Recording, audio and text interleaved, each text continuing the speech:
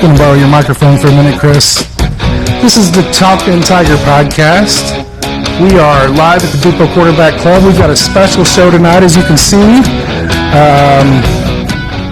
Chris, you're excited about this one. I am super excited about this one. Everybody with us tonight are the captains and one of the coaches from the St. Louis Slam women's tackle football team. And I could not be happier that you guys are all here. This is such an amazing moment for me. I've been a coach down here since 2016, and one of the young ladies that'll be coming up here in just a few minutes played for me for several years. Actually, one of our best players for the entire time she was down here, and I'm always a huge advocate of that. So. Yeah, God, thank you guys for being here. This is amazing. I want to go down the line real quick and have everybody just introduce themselves if they can, name, what position you play, and then we'll get started. Okay, I'll start. I'm Taylor Hay, and I am a running back. How long have you been with the team, Ted? 14. This is year 14. So Nice. It's a big deal. I'm Merv Davis. I'm currently one of the coaches, offensive and defensive line. I've been with the team all 20 years. Played for 15 seasons of those 20 years. Nice. My name is Jamie Gall. I'm the quarterback, and I think this will be my 6th year. I'm Maya LaFleur. I play defensive end, and it's going to be my 2nd year with the Slam. My name is Ariana Smith. I play left guard and center, and this is my 2nd year with the Slam. Raven Williams. This is my 8th year with the Slam, and I play outside linebacker. My name is Jamie Skinner. I am safety and wide receiver, and this will be my 3rd season with the Slam. Awesome. Maybe give us a little bit of thought, and then how was it that each of you were attracted to the game of football, and where did you all get your start from? I can kick that off. I grew up watching the NFL with my dad as a kid. So it was a regular weekend event for us. I'd sit in front of the TV with him and just absorb all of it. And when I got old enough to understand the game a little more, I would ask him, when do I get to play? And unfortunately, the answer was, well, honey, there's no football for girls. So that sat with me for a long, long time, that opportunity didn't exist. And then I found flag football in St. Louis, women's flag football. Joined a team, participated in that, and just fell in love with it even more.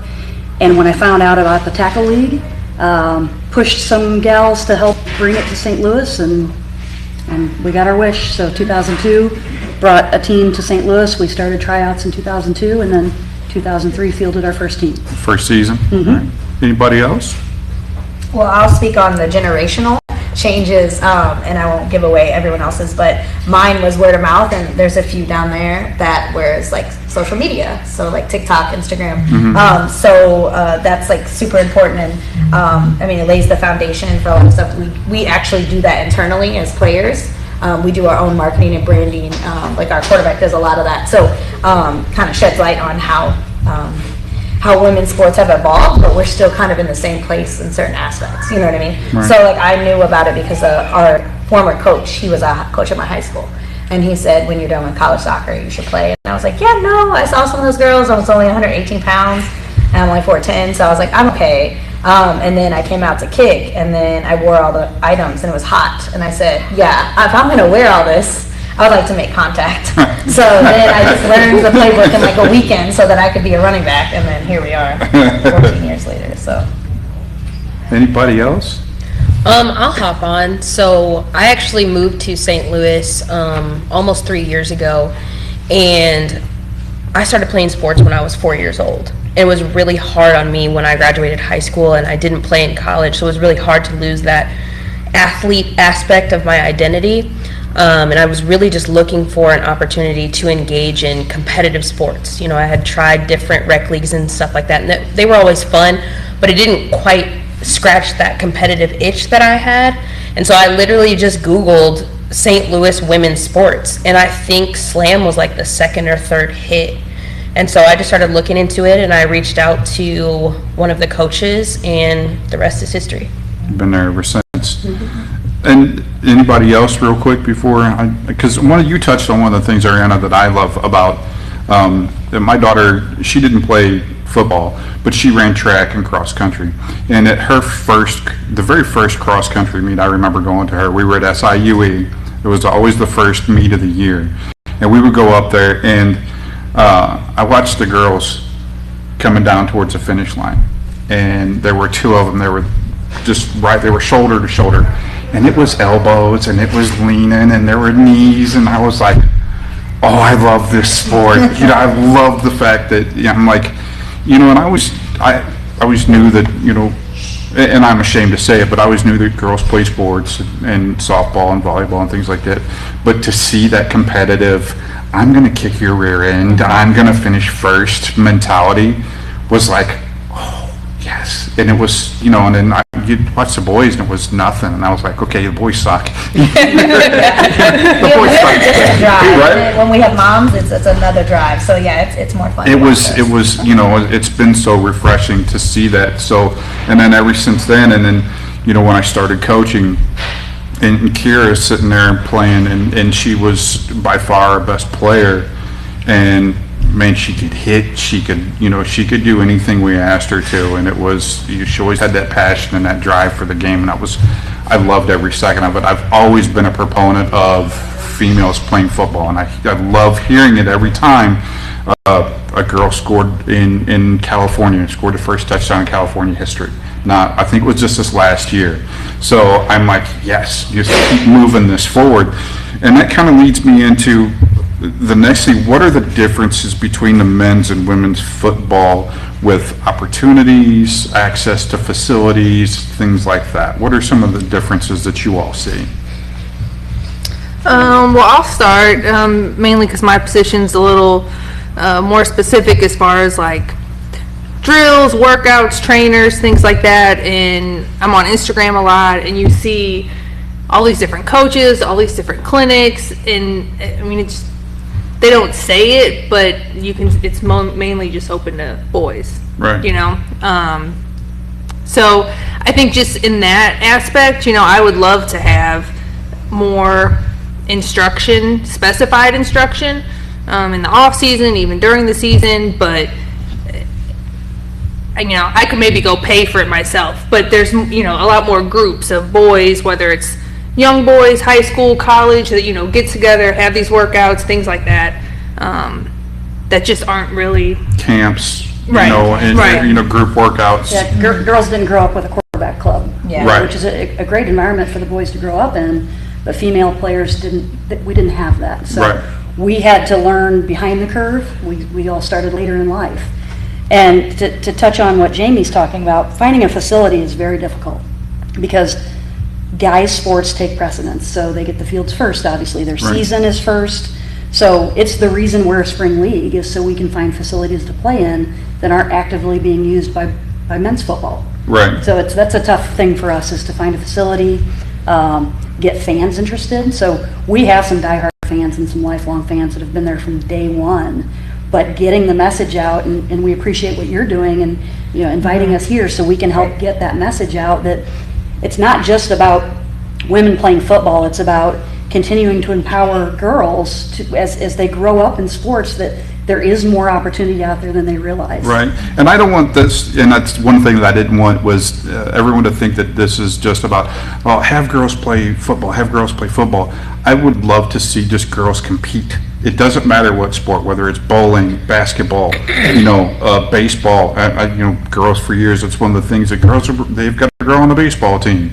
But I would love to see them just be able to compete in any sport. Get out there and try it. What's the worst that can happen? You spend a summer, or you spend a fall, or you spend a winter hanging out with your friends, learning how to do something. And maybe if you don't compete, like bowling, we've got a bowling team here, and that's done really well in the few short years that they've had it. But so you don't compete like all the time like that, but you pick up maybe a lifelong passion for something like that. And that's one of the things that I really want to see more opportunities for young ladies in that fact. And one of the things that I really, really, really love is Illinois is finally opening up women's wrestling in high school. And Waterloo, one of my friends, his daughter was going to Waterloo, and she was constantly having to wrestle boys because there's no girls in Illinois to wrestle, no girls teams at all. And now they're finally starting to come Well, and around. that's actually the biggest piece. Like, it's great that a men's team or a boys team graciously, with quotations, opens it up for us, but we want our own stuff. You know what I mean? So that is the goal. I mean, it's nice if you get to play boys. I played soccer with boys till I was 14, but at a certain age level, developmentally, our bodies were different, right? So like I could end up getting hurt, whatever. So that's when my mom said, you have to start playing with the girls now because your body's different. I don't want you getting hurt. They're stronger, not necessarily faster, but stronger, you know? And so I think the point is, it's like great for the opportunity to let us play. I wrestled in college, and we had all girls team in college, and that was, I mean, I'm old, but that was in 2010. Wait, did I graduate in 2010? Yeah, 2010 I graduated, and we had a wrestling team then, but they didn't have that in high school. The opportunities, like you said, wrestle. A lot of girls at my high school had to wrestle boys, and I mean, that could be uncomfortable for several reasons. I mean, you know, that we don't have to dig into, but I just think it's more important that we are getting our own space because we deserve the space. You know what I mean? So we work hard for the space, and I think we run into the facility aspect. I mean, Skinner can probably touch on, we had a school, we saw the calendar, it was open, and she called and touched base with him, and he was like, yeah, what is this for? And when she shared what it was for, he's like, oh, it's full now, like, it's busy, we can't. They just shut it down because shut of it down. I have an email that says, I reached out to an athletic director, and I have the email that says, oh, like, you know, sorry, we have to save the field for the Literally boys. save it for the boys. Maybe we should start with, we're I have a national bunch. champions. Well, I did that. I said, I'm Taylor Heck, captain, one of the captains of St. Louis Slam, 4-time national championship. Like, I put our link for every social media, which you shouldn't need, right? I'm leading with 4-time national champions, but okay. So one guy at a high school, he was great, but there are light rules. You know, you can't have the lights on, certain ordinance that we run into. But once they found out it was female, there was a few high schools like, no, we reserve it only for the boys. So in the all-girls high schools, they, you know, they're, you know, the first time, guess what? They don't have a football Don't have a football field. So we could practice there maybe. Like now we first, at the end of our practice, last hour is in the dark. I mean, because you have no pretty much, lights. yeah, it's in the dark. Right. So we make it work, and we're still national championships, and we don't talk about our adversity, and we don't use it as an excuse, but like, this is the reality of it, unfortunately. So and a lot of us are D1 athletes go to schools where, I mean, first day I walk in, I get a backpack with cleats and sports bras, and you know, I'm living the high life thinking, you know, and then we transition, and now I'm in the 50s again. Because we're lining fields, or we're, you know, we finally play on turf, and we fill our own water bottles up, and we pay taper to our play. ankles. We pay to play. So it's, but we do this for that. My daughter's 4.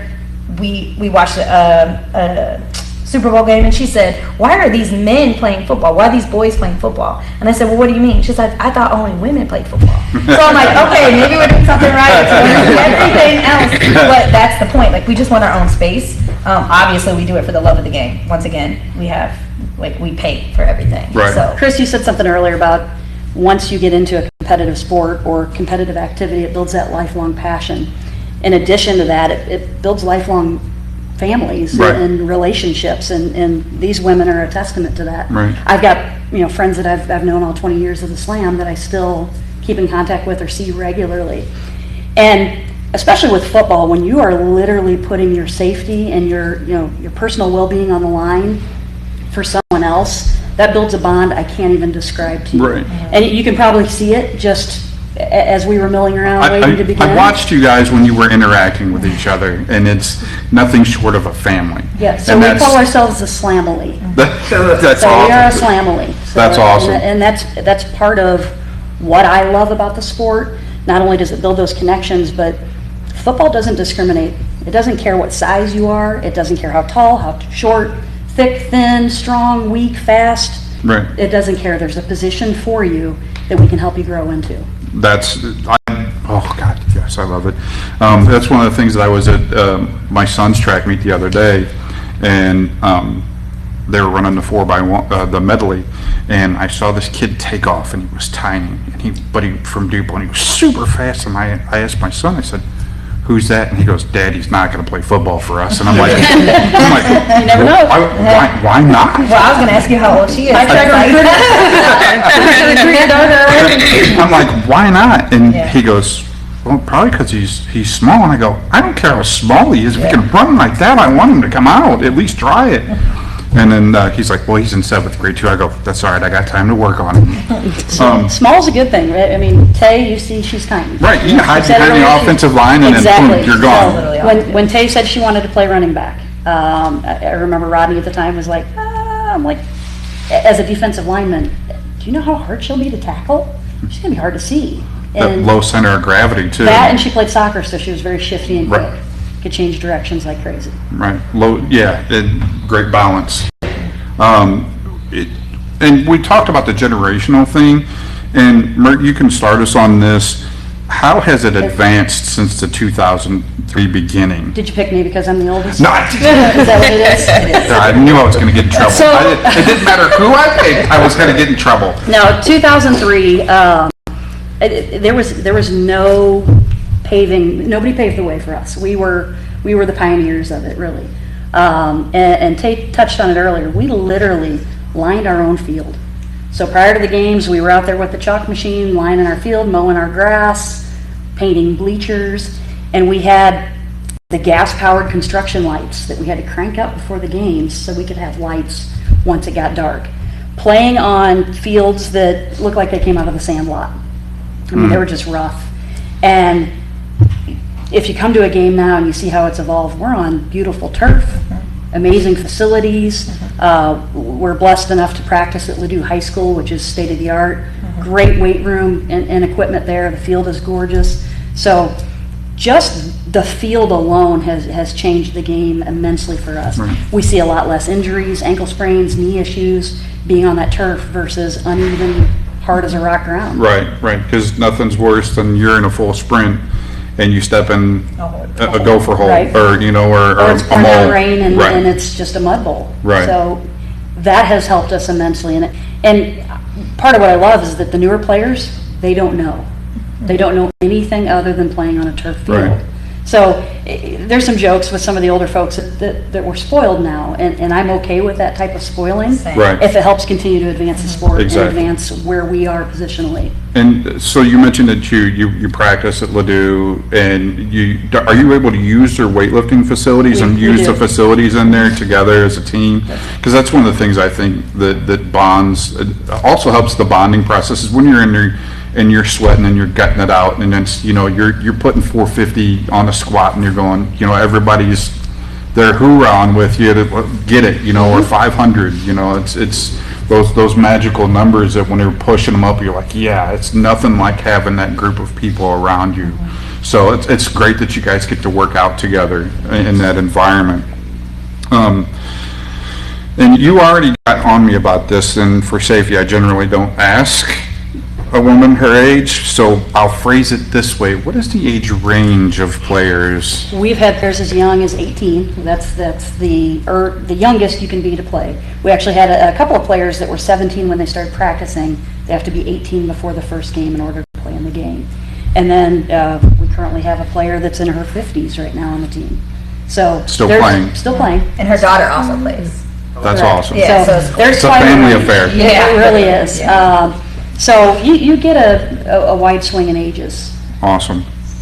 And when does your season start? I know when it starts, but so for people that don't know, when does your season start? Our first home game is this Saturday at 7 p.m., so the 22nd. Okay, so you typically run between April, and how many games do you play in a season? We're 6 regular season games right now. Okay. So 3 home, 3 away. Then we hit the playoffs in June.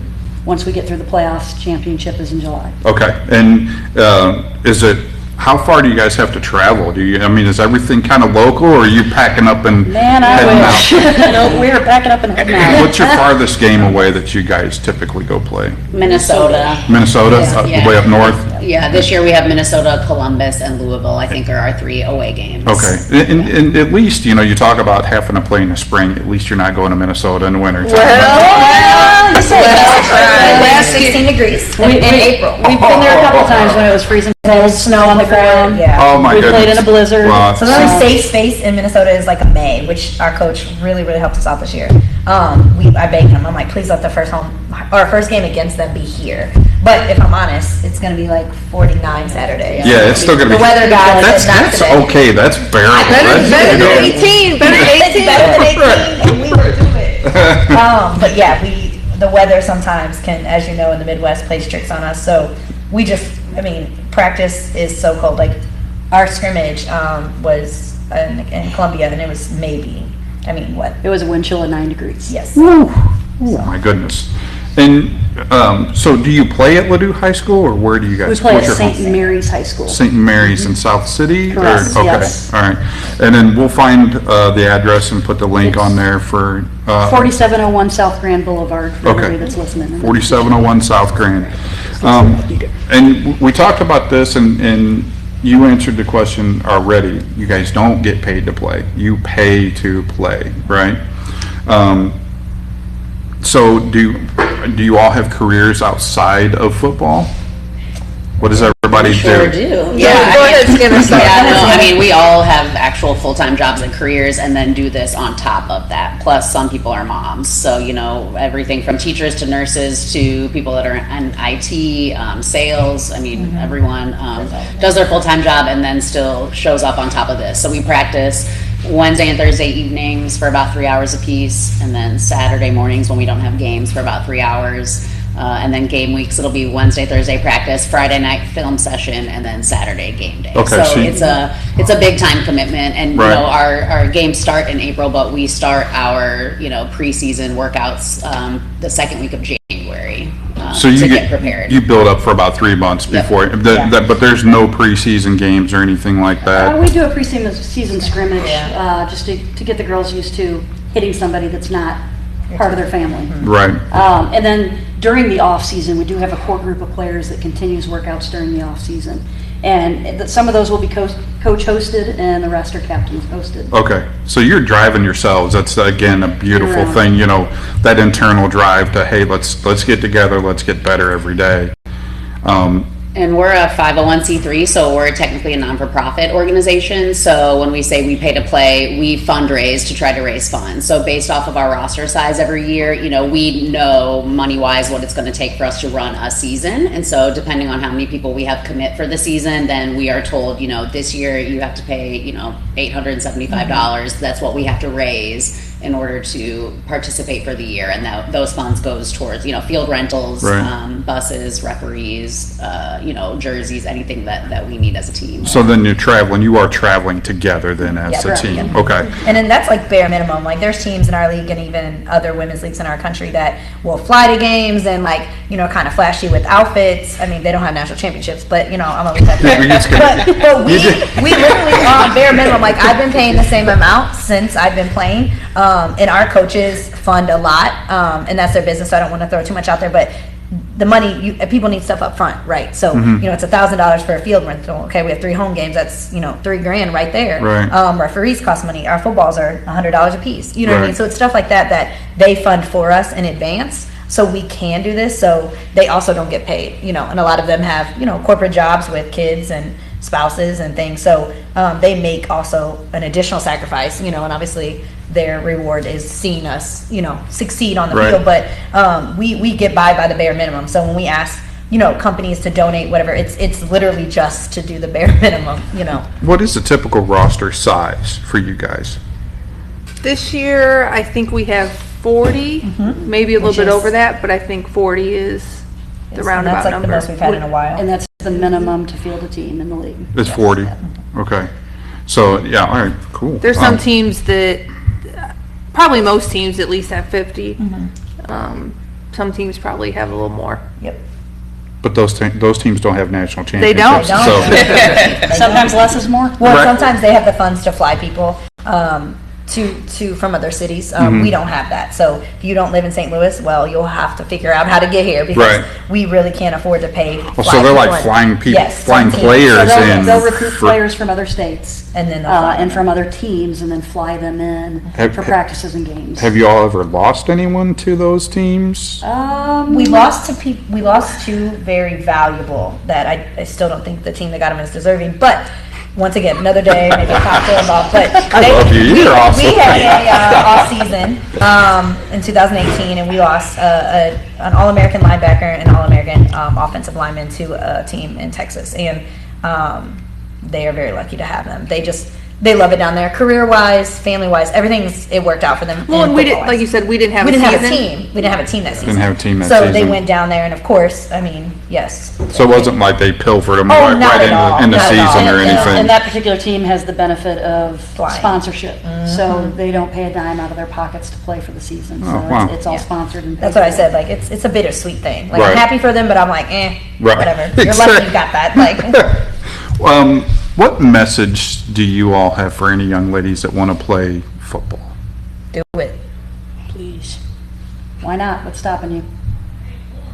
It's an amazing opportunity. I will go to my grave with this being one of my favorite memories of my life.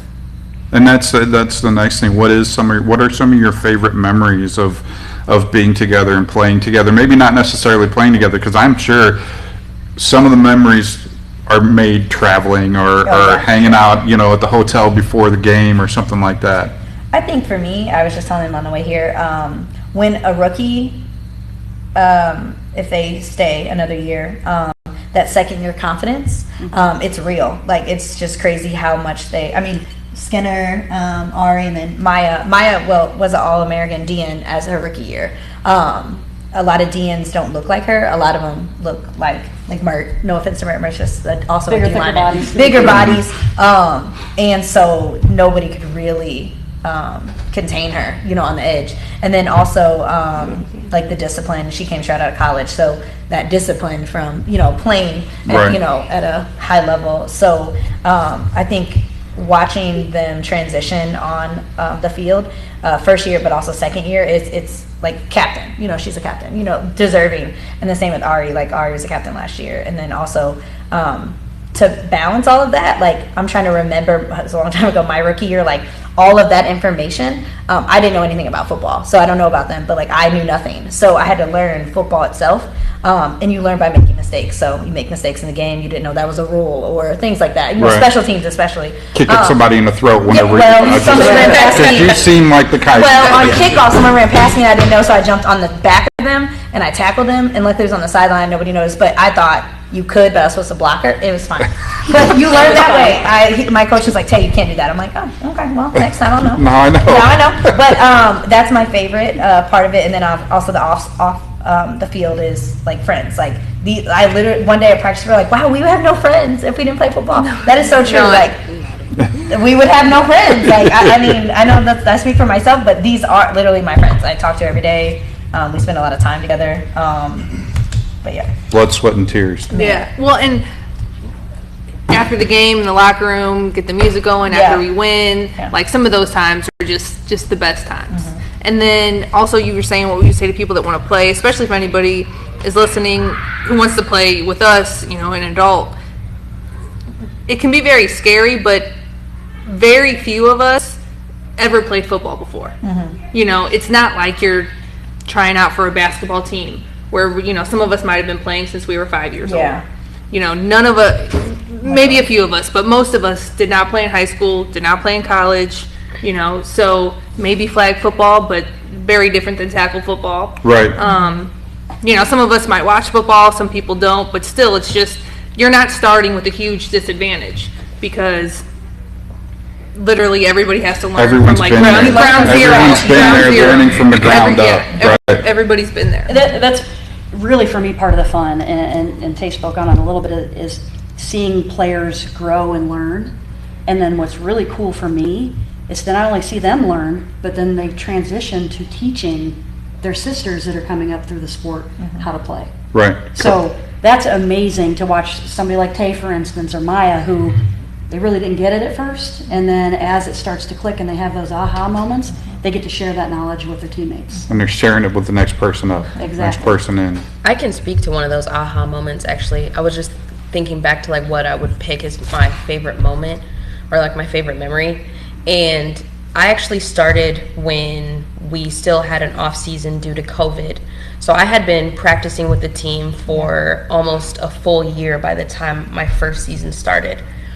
And I remember in our preseason scrimmage, we ran one of our plays called Spider, and I ran in front of Tay, and I think I hit like 2 or 3 people, and it just like all of a sudden clicked. I was like, oh, this is what I do. Yeah. Like everybody had been telling me, like, you know, you block people, you block them, you know, you get your running back where she needs to go. Right. And like you understand that from like a theoretical standpoint, but it doesn't actually hit you until it happens.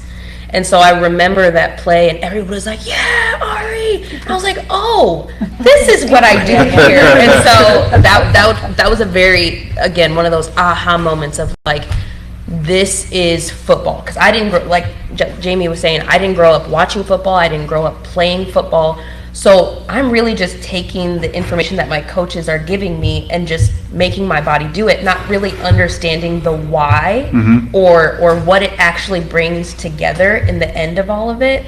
So that moment would definitely be my aha favorite moment thus far. No matter how much you learn or how much people talk to you, like coaches or anything like that, until that light bulb, you know, whatever it is, it triggers that light bulb. Until that light bulb goes on, you're like, oh yeah. What makes us well, and if you don't know, I don't know if you're married or, you know, whatever your preference is, but like women need the why. We just need the why. So you give us the why. You know what I mean? Like, it's so simple. Just give us the why. Our coaches, I asked my other coach, our head coach, Coach Q, he coaches boys, high school boys, you know, they know everything. So I asked him, I'm like, you know, who's the steak? Who, the boys or the coaches? The boys. Oh, okay. Yeah, okay. no. And I said, who's the steak and who's the potatoes? And he's like, oh, you guys are definitely the steak. But it's because they think they know everything, and it's not. He's like, you guys just want to know why. Just as soon as I tell you why, it's fine. We'll make it through.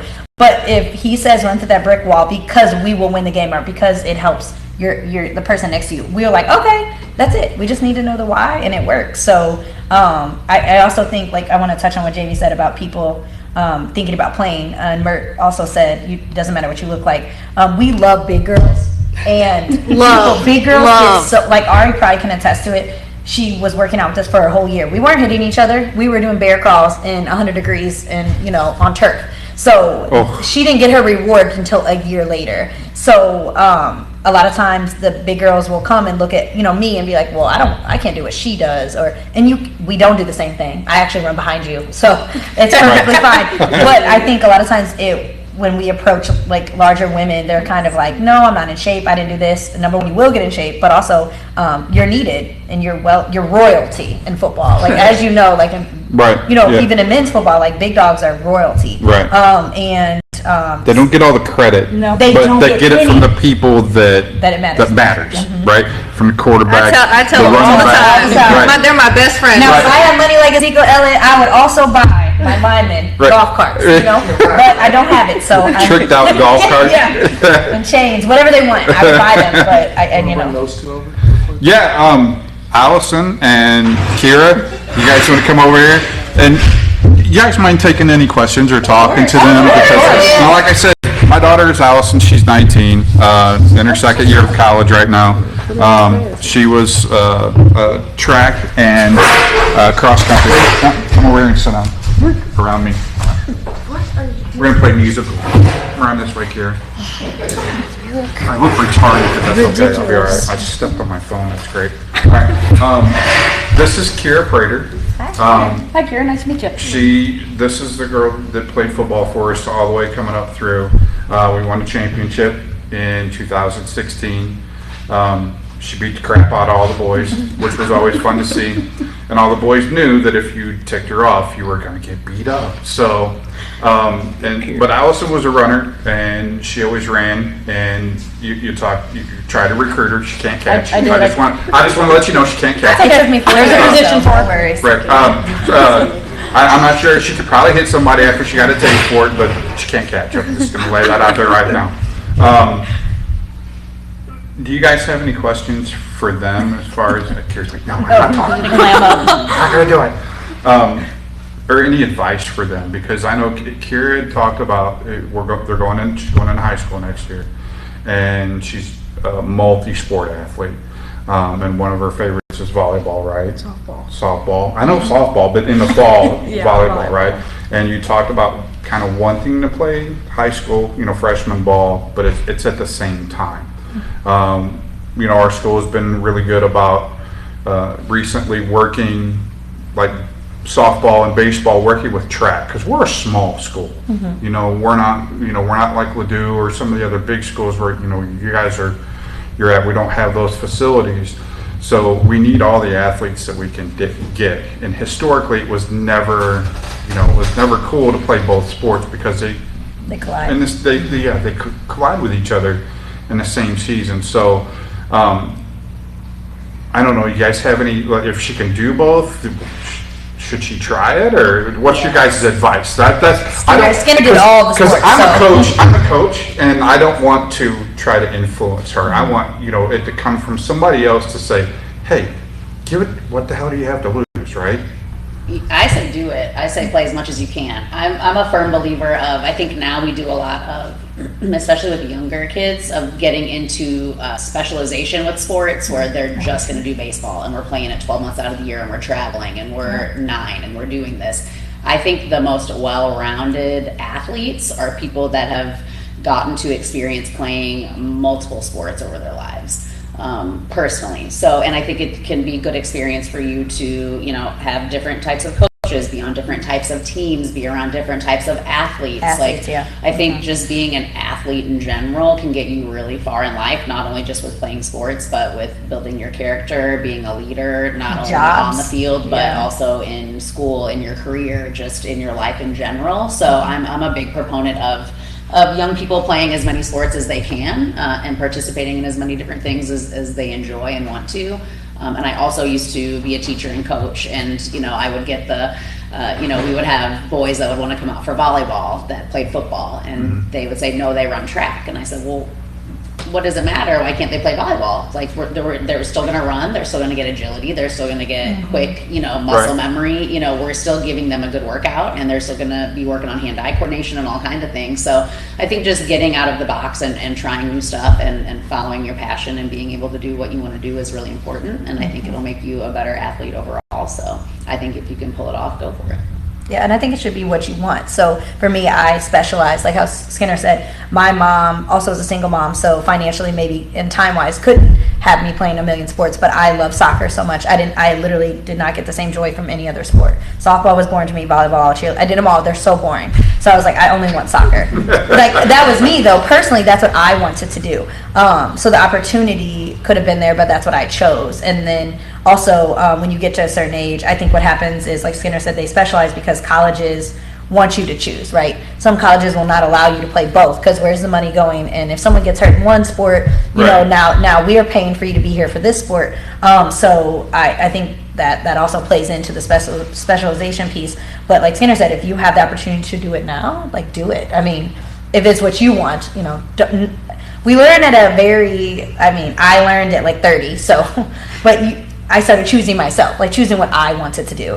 When you choose things for other people, you end up resenting maybe like you didn't want to do that, but you did that for mom or dad, or my sister wanted me to do that, So if you want to play 3 sports, do it. If you want to play one, do the one you want to do. So that's the advice I would have given 16-year-old Taylor. But I know that, I've seen guys, and I use this analogy on here. John Smoltz said when he gave his Hall of Fame speech, he credited being a multi-sport athlete in high school for being the main reason why he ended up being in the Hall of Fame as a major league pitcher. So, and Kira, what all do you play? You play basketball, softball, volleyball, track. That's it. Okay. That's it. I got to high school, my dad said, you can only play 3 sports. I said, oh, that's it. Yeah. So I had to quit 4 and pick 3. yeah, she went to You're local, right? You were in Waterloo? Yeah. Okay. All right. Not Edwardsville. You're Edwardsville. Anybody else local or? I live in Collinsville, but I grew up in Missouri. Okay. Everybody else? Yeah, everybody else is over the river. Everybody else both sides? Maya's from Memphis, Tennessee. Oh, nice. Yeah. Nice. Memphis. One of the listeners want to know why Ari jumped into football, what the interest was. I wanted to compete. I wanted to have that fire in my belly again, and I wanted to prove to myself that I was still an athlete. So I I didn't play in college, so my last like active year prior to Slam was I was 18, and I started working out with Slam when I was 25, and so I remember my first practice. Oh, I was laid out after every drill. I was laid out on the ground, and going back to something that was talked about earlier, being a big dog, being heavier set, I am not afraid to say I'm 5'8", 270 pounds, and like I make it happen. Like we are out here, we are protecting our quarterback, we are protecting our running back. So like there is a place for you, but yeah, it really comes down to the fact that I wanted to compete again. I wanted to win. I wanted to have a team. That was a big thing for me too, is I really wanted to be around people who had that mindset as well. And I wanted to be an athlete. I didn't want to let go of that part of myself. So Right. Did any of what they were saying at the beginning about being women athletes, did that resonate with either of you? Absolutely. I mean, I love running, coaching all these kids to see, especially helping out the girls. I love watching them exceed in the things that I'm coaching them with. Like, just watching, like the coach says, the aha moments when one of my hurdlers finally gets that moment to where they're like, okay, so this is what I'm doing. And you just watch the times drop. And it's so much fun. It's especially the family aspect. And I know a lot for football, like the boys, I see it with the boys, but for cross country and track, like I just grew up with these kids, and we were all friends, family, hung out all the time, talked at school all the time, didn't literally leave each other's side. Like that was our group. Then you've been away from, I know coaching has kind of helped you with the competitive side of it, but how does that like Ari talked about, that fire, that burning in the pit of your stomach, do you ever feel that way? Oh, absolutely. With hurdles, for sure. I will be helping them out, and I'm just like, I just want to do it. I just want to get out there and do it so bad. But like, like, I'll see them and I'll just be like, you know what? I'm just gonna jump a few of them real quick, just see if I still got it down. And it's just great. Running with the kids, like showing them how to do something, and just some of these kids are like, oh, I better faster than you, and some are boys, and I'm like, just put one of the boys in these places too. I slowed down one day before where we were supposed to stop, and he was just like, oh, I beat you, and I was like, okay, sure you did. And so yesterday we did it again, and I just in Converse, sweatpants, it's hot outside, like it was a mess, and he was just like, I just smoked him, and he was like, I was like, what's that about being faster than me? What were you saying? And he was just walk of shame all the way back to the line. Like it's so much fun being a woman athlete, a female athlete. Well, and I think that when I grew up in that era, it was like perfection. And I think what I love about Slam is I get to mentally have breakdowns, silently, and my teammates are like, hey, are we good?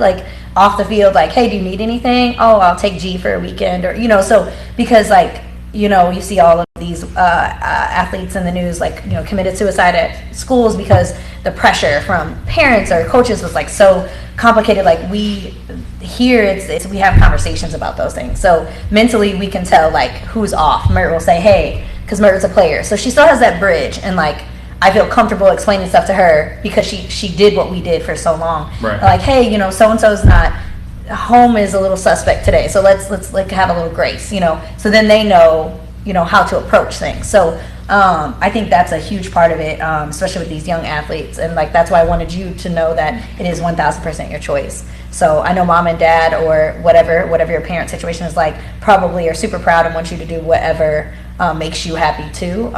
So as long as it's what you want, so because you don't want to do 10 sports and then really hate all 9 of them, you know what I mean? But if you love all of them, like Skinner said, she was bummed when she had to choose 3. So I think that's super important, because mentally, sometimes that gets left behind. because the physical aspect is so important, and it's praised the most, and we don't necessarily always focus on our mental piece. I So think Kira has one extra aspect here because her older brother is the starting quarterback for the high school football team and kind Okay. of the high school football stud. He's only a freshman. oh, okay, His freshman year, he actually scored the game-winning touchdown. It was a team effort, but Yeah. there was a lot of attention on him at school being the freshman quarterback. And she kind of, she's just the same with the women athlete kind of at the top of her game. So I think that has to put a little pressure on you, right? Yeah, a little bit. yeah. So whatever you do, don't let your brother's accomplishments overshadow yours.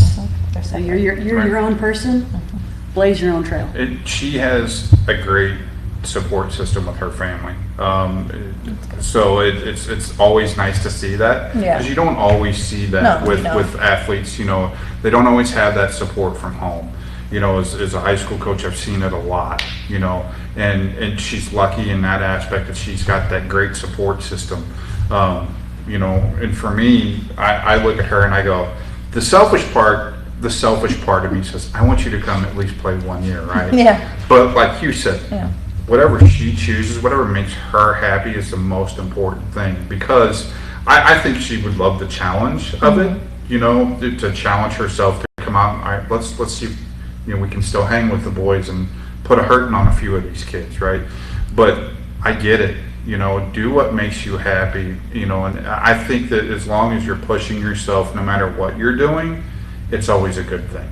And having that support system, and I love to see that, like I said, the way you guys interacted with each other before we started, I was paying attention. You're taking pictures together, you're talking, and you're laughing, and that is an amazing aspect of sports, no matter whether it's women's sports or men's sports, is get your kid out to play, allow them to be pushed, because I'm sure your coaches just even still now push the tar out of you guys, right?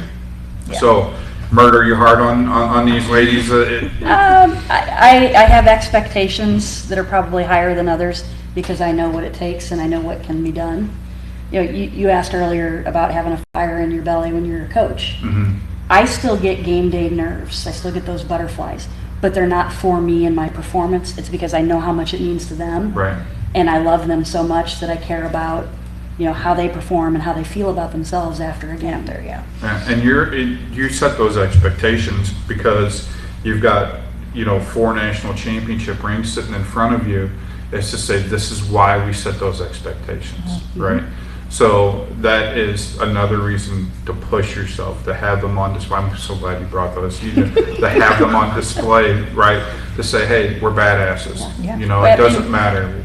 We call ourselves a Slam League, but at the end of the day, we're here to win. Right. Okay, this is a competitive pro-level sport, and we're here to win games. We're not here to look cute in uniforms or just make friendships. That's a benefit. Right. But those bonds are what help get us those rings. That's a byproduct. Yep. You're right. And that's the end result. Exactly. The end justifies the means in this regard. Does anybody, you guys have anything else that you want to find out or know? I want to add on what you said about like the game day nerves. Like I did dance as well, and I was always the one that always nervous, no matter what, no matter how well you know the routine, always nervous. Like it doesn't matter. Mostly because my coach always told me, if you're not nervous before anything you do, you're not doing it right. You don't love it, you don't believe in it, you're not doing it right. You have to have at least some form of nerves for someone else or for yourself, or there's always going to be those what ifs. So like if you're not like believing, you're going to be a little arrogant, like you're not doing it right. Agreed. I agree. All right. Absolutely. Ladies, it's been truly an honor for me. I hope for these young ladies here as well to have you on tonight. I hope that we're in some small way able to help bring awareness to your plight and your fight. And if you get a chance, how much are tickets for $15 for single game and $40 for season tickets. for season tickets? Get out, St. Mary's High School this Saturday. What time is game time? 7 p.m. 7 p.m. under the lights, Saturday night lights, April 22nd is the first home game, first game of the season. Let's get out and support our St. Louis Slam and watch them kick some tail end on Saturday night. Ladies, thank you so much. Thanks for having me. Thank you. You have the choice.